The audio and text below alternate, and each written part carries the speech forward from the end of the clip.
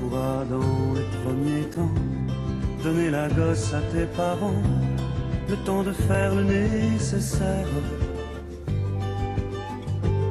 Il faut quand même. Avec Laurence, nous allons nous intéresser à l'actualité de la psychologie et le divorce en France. Vous le savez, c'est 125 000 personnes qui divorcent, couples qui divorcent chaque année, de plus en plus nombreux. Et à chaque fois, toujours la même question, comment faire pour gérer ce divorce au niveau des enfants? Parce que finalement, c'est ça le problème. 125 000 divorces ou séparations, c'est-à-dire ça comprend les PACS, les unions libres. 125 000 couples par an se séparent en France.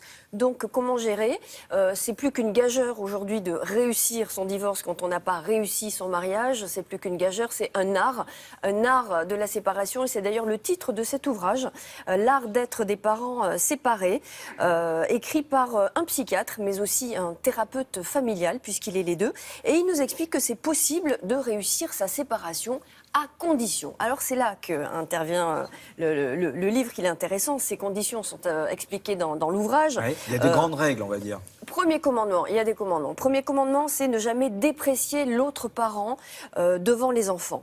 La deuxième règle d'or, c'est ne pas les mettre en situation de conflit de loyauté, ne pas leur demander de critiquer l'action de l'autre parent.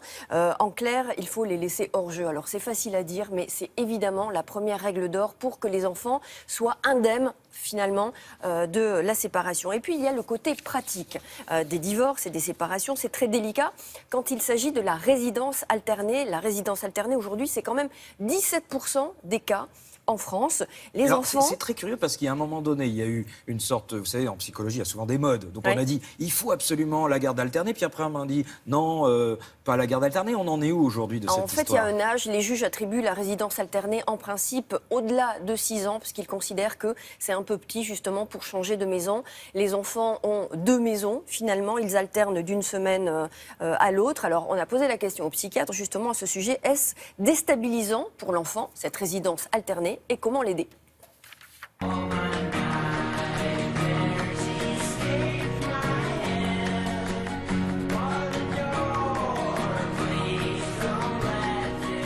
Qu'est-ce qui se passe dans la tête d'un enfant en résidence alternée? Est-ce qu'il sait vraiment où il habite en fait? Alors c'est très difficile pour l'enfant parce qu'il a quand même 2 lieux auxquels il va s'habituer et ce n'est pas toujours évident. L'enfant spontanément a besoin des mêmes repères.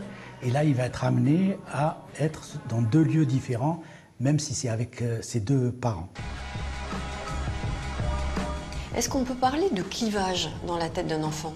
Oui, c'est vrai que l'enfant clive. Il est obligé de vivre d'un côté avec papa dans une maison et avec maman de l'autre. Il a du mal un peu à associer les deux. Ce qui explique parfois le fait qu'il n'a pas envie de raconter ou à maman ou à papa ce qui se passe dans l'autre maison. On a l'impression que l'enfant passe d'un monde à l'autre. Est-ce que l'adulte peut entrer dans ce monde-là ou est-ce qu'il faut qu'il respecte un petit peu cette mise à distance et cette bulle? Alors, je crois qu'il faut respecter ce silence parce que l'enfant, c'est son moyen un peu de défense. Lui poser trop de questions devient quelque chose d'intrusif et le met mal à l'aise. Donc, je crois qu'il faut respecter cela. Quelles astuces peut-on trouver pour que ces repères soient stabilisants? Alors, c'est d'avoir quand même dans ces 2 lieux où l'enfant va habiter, ses objets, ses vêtements et de ne pas ramener chaque semaine sa valise d'un endroit à un autre. C'est un certain investissement financier quand même pour garder le même cadre d'un côté comme de l'autre. Bien sûr, on sait d'autant plus que la séparation appauvrit, donc c'est vrai que ça demande un investissement financier de la part des parents pour créer ce cadre adéquat pour l'enfant ou les enfants. T'as fait quoi à manger là? Des coquillettes. Tous les soirs? Ouais.